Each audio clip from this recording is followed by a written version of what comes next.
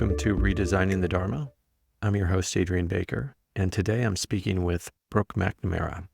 I met Brooke through practicing in a Zen community with the teacher Diane Mushu Hamilton, who's an excellent teacher. And then I've done coaching with her one-on-one. She does coaching for meditation, creativity, poetry. She has a background in the arts and really teaches and works at this intersection of meditation, Zen, creativity, and the arts. I enjoyed working with her over the last 6 months, and that's why I wanted to have her on this podcast. So I wanted to have her on the show to basically talk about this intersection of Zen, meditation, poetry, and the arts. And so it's a big set of themes to cover in just an hour, but we touched on it a little bit, gave an overview, and I hope you'll enjoy this conversation. So to give some background on Brooke, she's a poet, a dance theater artist, a teacher, and a Zen Dharma holder. She has published 2 books of poems, Bury the Seed and Feed Your Vow. For her poetry, she is the recipient of the Charles B. Palmer Prize from the Academy of American Poets. Brooke has taught at Naropa University in yoga studies and at the University of Colorado Boulder in dance. And she is co-director with Lauren Beal of Embodiment, an organization that offers cutting-edge performances, embodiment education, and creative practice workshops and retreats. Brooke is creator and instructor of the online courses Right to the Heart of Motherhood, Summoning the Unseen, Cultivate Creative Practice with Lauren Beal, and Women's Ritual of Renewal with Lisa Gibson. She is a longtime Zen student of Diane Mushu Hamilton, Roshi, and empowered as a Dharma holder. Brooke lives with her husband, Rob, and her 2 children in Boulder, Colorado. And with that said, please enjoy my conversation with Brooke McNamara. So I want to discuss in this conversation, as I mentioned to you, just this intersection of Zen, meditation, and creativity in the arts. And since you are a longtime Zen practitioner and now a teacher who's received Dharma transmission as well as a poet, I thought you'd be the perfect person to talk about this with. And I wanted to start by just asking you, what did you get into first? Were you first into poetry and the arts, or were you first into meditation? It's hard to answer. I mean, it depends on how you define, I think, meditation, because formally speaking, I got into the arts first. I was a really shy child, and I felt really overwhelmed by this weird world. And I remember feeling a lot of fear when I was little until I discovered dance and writing, and in particular poetry. It was really specific. Like when I was 8, I wrote my first poem to my pet bird, whose name was Bart. And he was a cockatiel with like a yellow, tall feather on his head. And so he looked like Bart Simpson. And I loved him. And I wrote this poem to him about whether he felt trapped by his cage or safe because of his cage. And it was just this endearing moment where I felt like I was able to express something and then feel really relaxed and at home in this human body mind. And I also started dancing really early. And those were the 2 places where I felt like I think what was happening is I was forgetting self-consciousness and finding flow. And that has carried me all the way through my teens, college, careers in the arts. And still to this day, I feel at home in those ways of expressing. And I didn't start meditating formally until my 20s. But my mom says that when I was really little, she'd sit me in the garden while she was gardening, and that my brother was running around and really active and really wild and loud and physical. And she said I would just sit cross-legged in the garden completely still for like when I was 2 or 3 for weirdly long periods of time. So from that perspective, I think something innately sought stillness.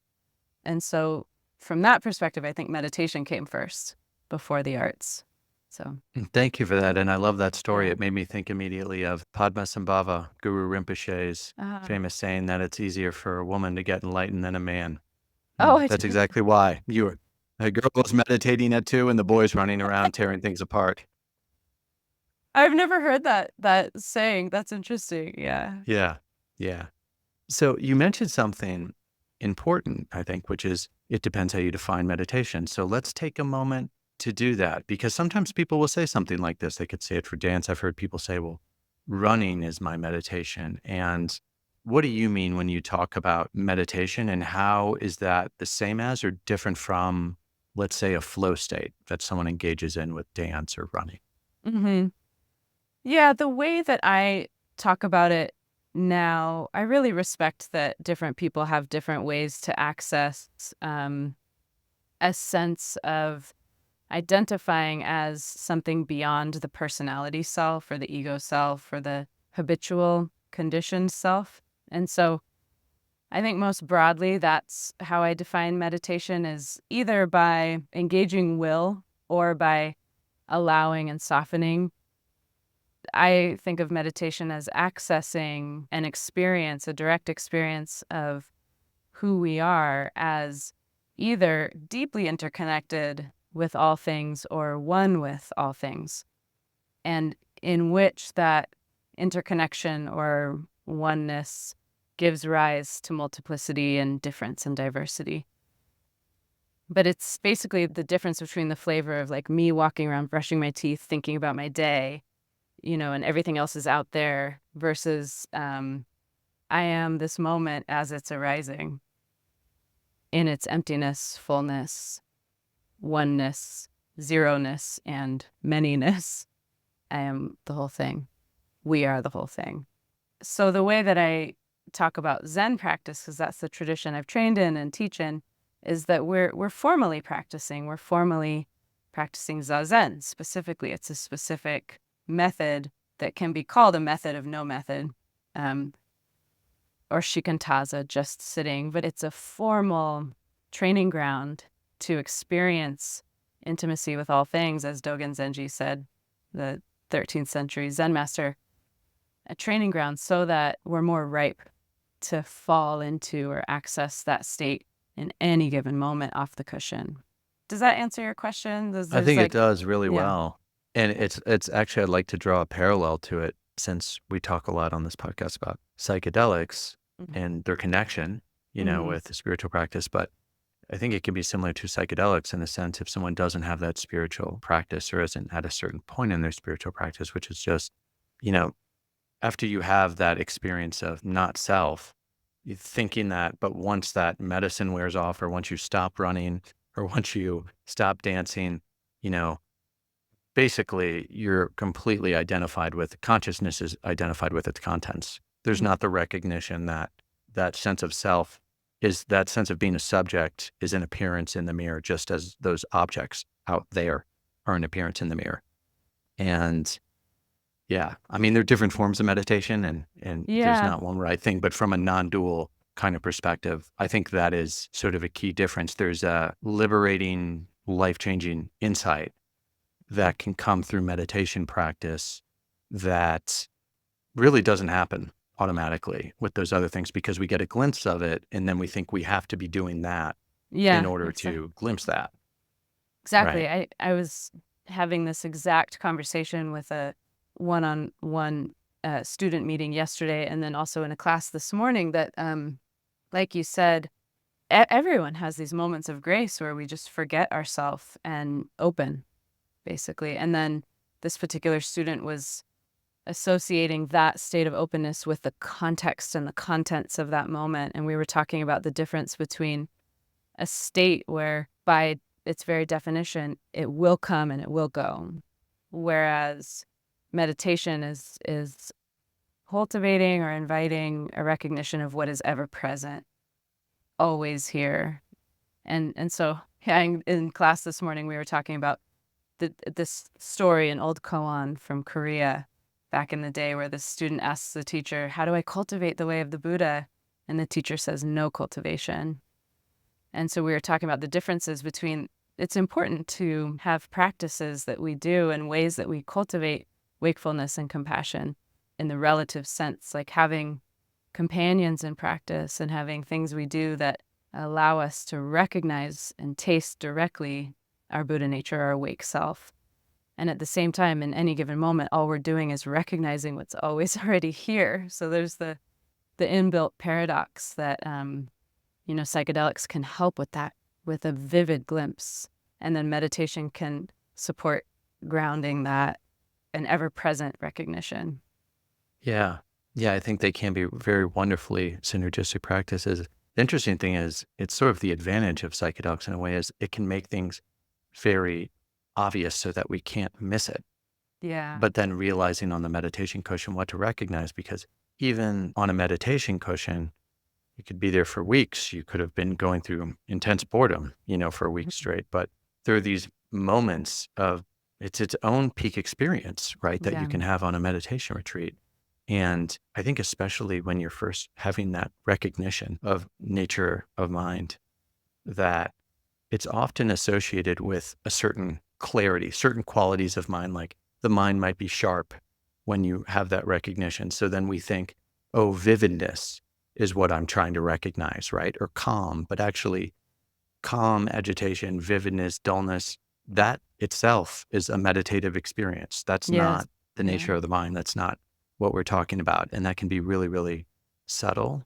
And I think that's why it's important to have a really qualified teacher to walk you through that, because there are all those kind of pitfalls along the way where you think, oh, this is it, or this is it talking about non-dual awareness, or I'm nothing but awareness, and then Mhm. identifying with it. Mhm. So it's Yeah, very helpful to have that teacher to walk you through that. totally. Because as soon as this is it, then that is not, and then Yes. we could just start dividing up reality. And I think that is one of the most subtle and interesting, but sometimes challenging thing. I was literally saying to our class this morning, I said that this is Buddha. This is Buddha. Tired Buddha. Buddha with insomnia. Like whatever is happening is not separate from the absolutely unconditioned, liberated, awake nature that we are. And the sixth Chinese patriarch said the great way is not difficult for those not attached to their preferences. And I find it's just a lifelong humbling practice to notice my own preferences. Like more and more subtly, I prefer to feel this, relaxed, overstressed. So then I associate relaxation with Buddha nature, but that's not true. Stress is just as much a part of this reality. So I think what you're saying is really, really, really important for the integrative part of practice, that nothing is excluded. Yeah. And I want to explore that quote with you for a minute, because that's a very famous quote and it's one that's often cited. And I think it speaks to something beautiful and also maybe a pitfall of the path for modern practitioners, or just, it's not wrong or right. It's just, as a modern Dharma practitioner, it's, hmm, what do I think of this? Do I actually believe this? Do I want to make sense of it? And Mm-hmm. there's something about it where Buddhism is a perfection model. This idea that the great way is not difficult for those who don't have preferences. It's like transcendence. I'm going to get to this perfect state of equanimity where I don't have preferences, or to be more precise, okay, I don't have attachment to Mm-hmm. preferences. Mm-hmm. But, and this really jumped out at me, actually. There's a number of ways it jumps out. So, for example, when I first read Dogen, there's this section where he talks about these are the ideal conditions for meditating. And he talks about having the room at a certain temperature. Mm-hmm. And that immediately struck me, because you would not write that if you're a Theravada Buddhist. That right there would be a reflection of your attachment to preferences and the fact that you weren't truly liberated, because you should be able to meditate in a hot monastery in Burma with mosquitoes, and it's all fine, whether it's hot, Yeah. whether it's cold. And so I think there's something like, what's the goal of Dharma practice? And that's what I'd love to ask you. Is it Yeah. total liberation, or is it, the goal is liberation, but it's actually what we're developing is expansion, to hold the paradox of our desires, to be not so reactive. But actually, you know what? I'm human. I have a nervous system, and it's okay to have preferences. Mm-hmm.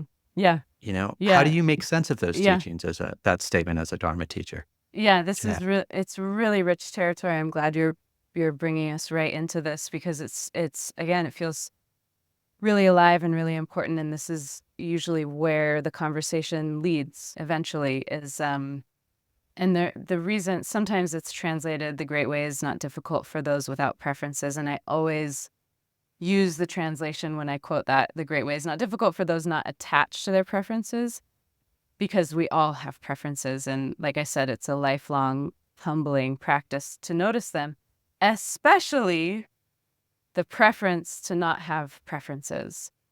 So this is where it gets into that funny paradoxical land, because that's a preference too, like to prefer to be lightly removed from the human experience and not have preferences. Oh, the great way is easy for me because I don't have that human thing going on, or I've relinquished all my preferences. But I think that the real heart of that quote is to even notice and include, and possibly include the opposite of not having preferences, and fully, also fully embrace limitations, preferences, desires, delusions. And so, the moment in the history of Buddhism where nirvana and samsara started to be embraced as one thing, that's a really important flavor of Zen. And the goal is not transcendence. The goal is not transcendence. The goal is realizing ever-present transcendence already here, in order to more freely. So there is freedom from that we can realize, and simultaneously that, in my experience, enables more wholehearted freedom to be the messy parts of myself and have compassion and humor for them. And that is more the goal of the Zen path. Is the bodhisattva that we chant to is Kanzeon, who is the bodhisattva of compassion. So this practice is for having more skillful, compassionate, liberated, natural, spontaneous response to this moment. And that might be to do something. Like if you were hurting, I might give you a hug or listen to you. Or, my son is upstairs. He just needed some food. So between teaching and this, I ran up and made him some food. And it can also look like not doing something. So part of the training is to feel the discernment and the stability to not react, not respond, and just be with and just witness.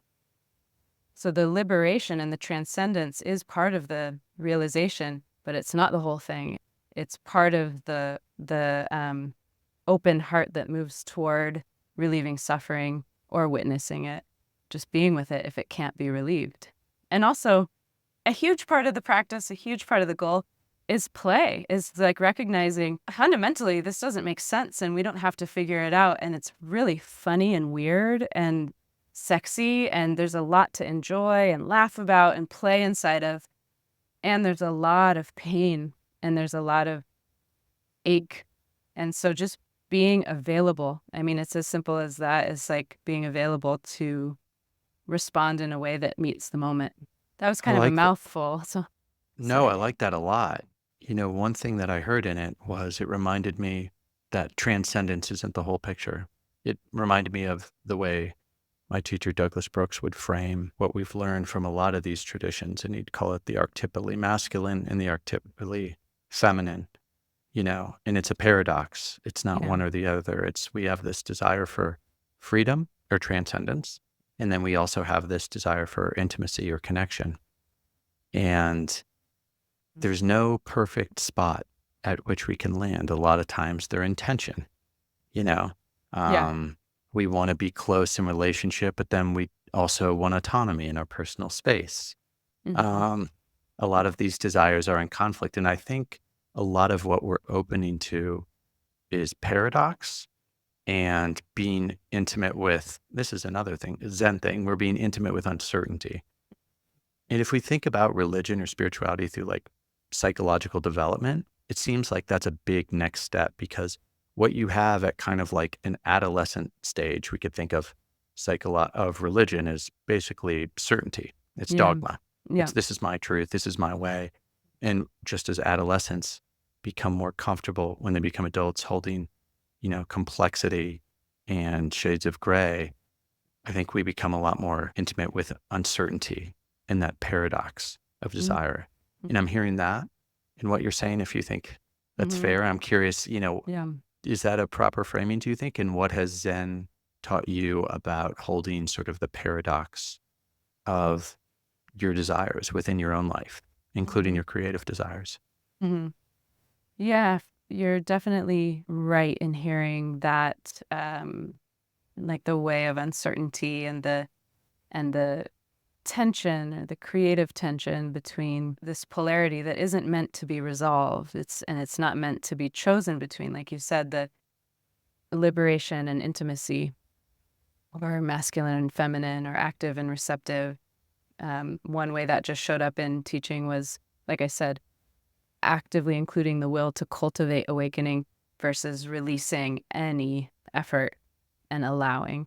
So activating and allowing, there's just all these different ways of pointing to a similar set of energetics that when they both exist, they create an aliveness. When they're allowed to exist, that tension is actually aliveness or eros, or it also includes impermanence and uncertainty. And what a rich territory. And also, I'm noticing, interestingly, that as you're bringing it up, I feel this tenderness. Like for some reason, I feel like I might cry, and that's part of it. And I don't understand that. Like, why just talking about this paradox between liberation and intimacy, or autonomy and connection? Why does that make me feel like crying? I don't know why. It's moving to include. It's moving to include opposites, and I think it is so much that's beginner's mind, is like not knowing and being willing to be in that free fall. Like Chogyam Trungpa Rinpoche said, the bad news is we're in free fall, and we don't know what's going to happen next. And the good news is there is no bottom. And that feeling of like, I don't know where this conversation is going, where reality is going, how much longer I have with any of my loved ones or in this form, takes my breath away. And it's why my particular Zen organization and my teacher so often point to awakening as an experience of aliveness, not enthusiasm or hyperness, but just that basic hum of beingness and being under concept. Not that concepts are bad, but the quality of animation or presence absence that's underneath and more fundamental than our thinking mind, and that includes our thinking mind. But I can feel, when you bring up uncertainty, I can feel that like, whoo, here we are. This is, it's that quality of a precipice. And that is what we're cultivating, because it feels to me just true. Mhm. It feels like that's more true than beliefs. And again, not the beliefs are bad or preferences are bad or anything, but it feels like the basic experience of aliveness here and now is more true and has an inbuilt, in my experience, again, and this is something that I wouldn't want someone to believe, but that can be experienced directly through practice, that basic aliveness has an inbuilt recognition of kinship with other beings, even those that are very different than ourselves, and has an inbuilt movement toward, at the very least, tolerance of difference, and more so compassion. I really experience that when I'm in touch with this fundamental uncertainty and vibrating aliveness, love flows naturally. So there's something about all of that that is just so incredibly profound to me and so real to me, that's why I've devoted my life to practicing this, realizing this, sharing Dharma, because there's nothing more meaningful, even though I don't understand it. And it can feel good to rest in that. Yeah. You can relate to it two different ways. I don't understand it. I'm frustrated. I'm trying to understand it. Or it's like, I don't Wow. understand it. I Wow. don't. Wow. Yeah. Relax into that. Yeah. Yeah. So talking about play and Eros and this vibrating sense of aliveness. I love that you said vibrating sense of aliveness. It actually reminded me a lot of Kashmir Shaivism or the Shaiva Shakta Tantra, where there's a lot of emphasis on that power, that Shakti, that vibrating nature of consciousness, which is sort of pulsating in love. And these are qualities that aren't so much associated with Buddhism a lot of times. I mean, they show up later. I think you start to see it with early Buddhism's very ascetic. Then Mahayana, there's talk about compassion. Then it shows up perhaps even more arguably in Vajrayana, Mm-hmm. But there's Mm-hmm. really not this sense of Eros in the same way that it shows up in other traditions like Sufism, for Mm-hmm. example, or in Mm-hmm. Hinduism even. Mm-hmm. And I'm curious, as a poet and an Mm-hmm. artist, this feels especially important to you. And how do you bring that in to Dharma practice? So what has Dharma practice showed you or helped you to cultivate about that sense of aliveness? But then perhaps what, if anything, was missing in the tradition? And did you have to bring to it from elements of your own experience or other traditions or the arts? Mm-hmm. Mm-hmm. Yeah, I was thinking a moment ago that might have been more the poet in me speaking, but maybe they're also not divisible, the Zen teacher and the poet, because truthfully, my experience of Zen practice, it's about 15 years formally now, and then a few years before that with a non-dual teacher named Dorothy S. Hunt. But my experience is that there's a very vivid quality of course, letting go and deep relaxation on ever deeper layers of mind and body, and a recognition of impermanence, and that everything I track in form or subtle form goes into the void or disappears. And tracking that can create an experience of cessation that can't even be recognized in the moment because everything's gone. But in reflecting back on it, it's like, oh, wow, everything disappeared. And that taste is really important of goneness and emptiness and nothingness.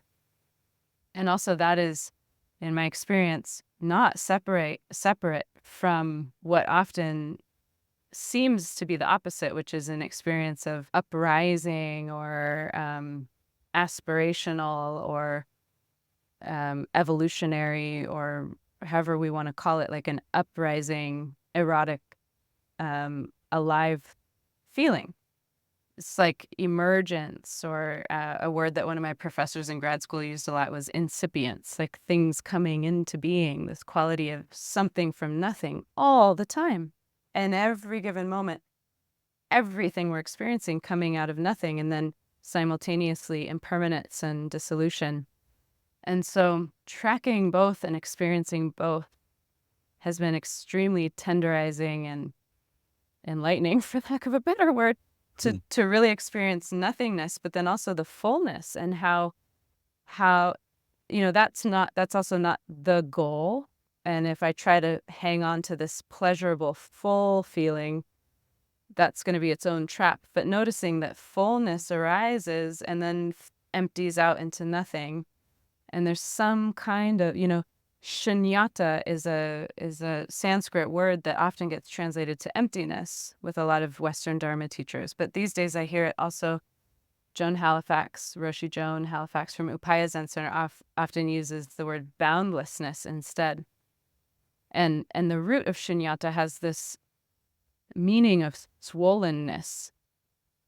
It's like the etymological root, it has something to do with swollenness, almost like a pregnant quality, almost like a pregnant womb. And so I think emptiness can not tell the whole story sometimes to Western Dharma students, because it feels like, oh, my practice should be quiet. I had a student yesterday just like, oh, it's not quiet. It's like, that's okay. Yeah. That's okay. That's okay. It's fine. Quiet is always here as whatever noise, whatever forms come. And as much as we just read Rebecca Lee's book, Illumination, she's a Chan teacher, teaches silent illumination. Chan led to Zen. It was originated in China and then became Zen in Japan. And in silent illumination, silence is ever present, and silence is simply not adding reaction to whatever forms are here. So it's just being intimately with the inherent illumination of everything and the ever-present silence. So to answer your question, I think Eros has been a huge part of my creative life always, and something that I've noticed seems to be a fundamental feature of reality that arises and generates life and forms and recombines existing forms into new forms, and can be achy, intense, and can also be really blissful. And just like everything, it comes and goes. And so if it's held in that spirit, it can be a beautiful energy to participate with and can give a lot of luminosity and radiance to what can otherwise feel a bit cold or inert. You know, sometimes when people are practicing, they're like, it feels stale, feels dry. And if we can include the natural waves of erotic energy, creative tension, those will come, and we can allow them to come and go. And then they keep our practice feeling juicy and radiant, like I said. And in terms of the Zen tradition, there are erotic threads. Crow with No Mouth. Do you know that poetry book? No, please tell us. It's written by a Zen master named Ikkyu, who was quite a rebel. I think he was in the 1700s in Japan. I might be wrong about timing. But he was a very wakeful Zen master, an abbot of a temple. He was in charge. He was recognized to be so realized that he was put in charge. And then he would go through phases where he would just leave the temple and go drink. And he had many lovers who were prostitutes that he would write these love poems for. He was really in the grit and the kind of shadows of Zen culture then, but he wrote all this poetry about it, about being so in love with the prostitute and drinking, and how like that's not Buddha. And so his poems are quite erotic. And there's a Zen master named Hangzhe from China. How do you spell the last guy's name, just before we move on? Ikkyu, Ikkyu. Ikkyu. Ikkyu. Yeah. Okay, thank you. Dogen was really inspired. Dogen was 1200s, and he was really inspired by a Chan master from China named Hangzhe, who came, I think, about 100 years before him. And his writing isn't like typically erotic, but it's very full of light and radiance and illumination in a way that you don't hear a lot of Zen masters talk about. I mean, the word love isn't often used, and light is often used in conjunction with darkness. But Hangzhe talks a lot about light and illumination in a way that's kind of unique and feels, a bit more like Vajrayana than Zen, and is very poetic and very inspiring. So you can find it if you dig into the Zen tradition. You can find light and radiance in Eros more than is typically portrayed. Interesting. And how do you spell his name, by the way, in English? How would you spell it? Hangzhe, Hongzhi. Zhi. Okay. Yeah. He wrote a book called Cultivating the Empty Field. That's the one that I recommend. Oh, he's the author of that. Okay, I've heard of that. Yeah. Yeah, it's interesting. As you were describing both of those guys, I thought immediately of Vajrayana, and it's a similar dynamic too, which is, Vajrayana has the monastic, more conservative element to it, but then it's got the more rebellious on the outside of edges, tantric figures. And I mean, Tantra was originally meant to be transgressive. And this is, as some people, even within Vajrayana, people like Dzogchen Palma Rinpoche have talked about, there's a fundamental contradiction in monastic monks being tantric, right? It was actually meant to be transgressive, like Guru Rinpoche, like that makes sense, like the non-monastic wild yogi figure. But I also think there's a lot of healthy things that come from that tradition, from that conversation, right, between the more traditional and the institutional, and the more rebellious and potentially innovative in the artists. And so it was really interesting to hear about that within the Zen tradition as well. So yeah, there's something archetypal about that, I think. within cultures. Absolutely. Yeah, Yeah, absolutely. And the way I've received the training is that there's a little bit of a developmental thing. Like it helps to have a, a bit of a period of practice where we are saying no to certain things. And in that way, we're a bit more definitely. monastic or renunciate so that we can really stabilize and recognize what Buddha nature feels like and then what we might just be convincing ourselves Buddha nature feels like. Just to really stable and deepen into the truth of this. And then at a certain point, start to transgress and break rules and really see that that division that we set up for ourselves was like a training wheel, and we can let it go and see that what we're recognizing within these training wheels or riverbanks is true everywhere, including in the skull cap that the tantric master might be drinking out of, or including in sex, including in all the things we might think of as dirty or taboo. Awakeness is also right there. So my teacher has a beautiful mix of training from her Tibetan teacher Chogyam Trungpa Rinpoche and her Zen teacher Genpo Roshi. And so she often is sharing a really profound mix of those two paths that I've really benefited from. Nice. I like that. Yeah, and one thing that comes up for me as you're describing it, I'm thinking like how to reconcile that. What's the sort of, especially Buddhist tantra or Zen way to make sense of that, which is you can play with the boundaries and the transgressive, but there also needs to be an emphasis on ethics and non-harming and compassion. Yes. And Yeah. it is possible to be transgressive and non-harming. Yeah. And I think there's a distinction there. Certain things, Yes. it can be taboo in harming other people, but it can Mhm. also be taboo, but not harming other Yeah. people. And there's a Yeah. distinction there. And it seems Yeah. if you're transgressive, but not harming and in staying in line with those ethics, that's a particularly perhaps okay and even rich place to play with those boundaries. Yeah, yeah. Thank you. It's like the more transgression, almost the more heightened intention and vows and ethical conversation need to be. Because I think ethics Yeah. function, the way I experience ethics functioning well is in feedback loops with trusted Hmm. others. And so, yes, how can we discover truth and aliveness in every context, including the transgressive, and hold an intention and an experiment around what is how does compassion behave right now? How does compassion move now? How can I hold the well-being of all beings in my deepest heart right now?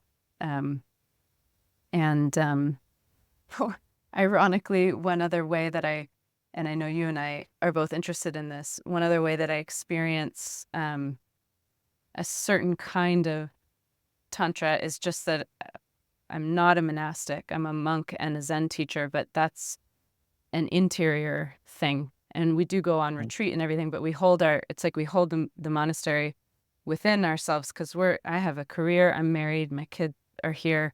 And so tantra for me is just as much helping my kids through a fight as it might be something more about Eros or sex. It's also just like ordinary lay life householder way. Where it's just Yeah. like cleaning the cat shit from the litter box and watching my own irritation when my kids are fighting and just all this gritty, very human stuff. And how does the path meet each of those moments?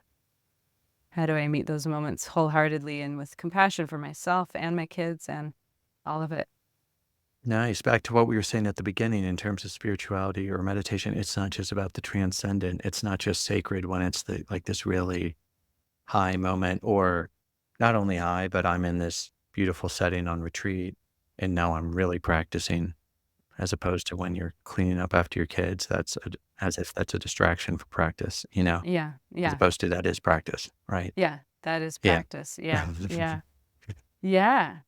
Yeah. To- It's advanced totally. practice. It really is. Yeah. It really is. Yeah. Total respect for you. Thank you. Um, yeah, in our closing minutes, I'm wondering if there's anything just to bring it back to the relationship to creativity. that you want to share, whether it's how is playing with those boundaries, and it could be boundaries of form or things like that Mhm. within your more traditional artistic background. But yeah, how's this sense of tracking aliveness within your Dharma practice, within meditation practice? Like, Mhm. Mhm. where's that brought you to now in your life as an artist? Mhm. Well, my attention goes to sharing a poem because that feels like Please do that. an Yeah. immediate way of, and of course, like one of the questions I get most often is like, what is a poem? You know, like I wrote this thing, is it a poem? And so there's so many ways, like we started with meditation. There's so many ways to define what a poem is, and there's traditional ways that have to do with form. Well, is it iambic pentameter and 14 lines and rhyming ABAB? And that is a definition. It's not my definition at this point. My definition is that poetry is language that carries content and perhaps some story, but that has a felt sense that's recognizable, that it's language carrying life force itself or carrying awake mind, like that it's language that transmits or points to something beyond its content or its conceptual meaning. Mhm. So it has content and conceptual meaning, but it also is like, the cliche of Zen, like it's the finger that points to the moon, where you read the poem and then you end up with a sense of wow, open awe. Um, and so I always am looking for that when I'm writing. Am I feeling the mind of meditation, or am I feeling a vivid, true emotion while I'm writing these words? So, um, I had picked out a really simple poem, and it's kind of old, but I think yeah, it's kind of simple. It's not transgressive, but I think it does relate to our conversation, and it's also short, which I think is nice for this moment to end on. Nice. And I'll just read it once for timing, and I'll just Great. read it slowly. I actually wrote this when my first son was, I think he was 1 or 2, and he woke up at like 5 in the morning from his bedroom, and he was crying. And so I had wanted to get up early to write, but I went in and nursed him and put him back to bed. And then I was sitting there feeling like, oh, my writing morning just got interrupted. And then I looked out his window, and the full moon had moved into the window and was like shining into the room. Mhm. And this poem just started writing itself in my head. It was one of those that just kind of arrived. And so I just kept saying some of the lines over and over in my head until he was fully asleep and I could go write it down. So this is called Change the Lighting. If you can't change yourself after all the efforts, change the light by which you read your story.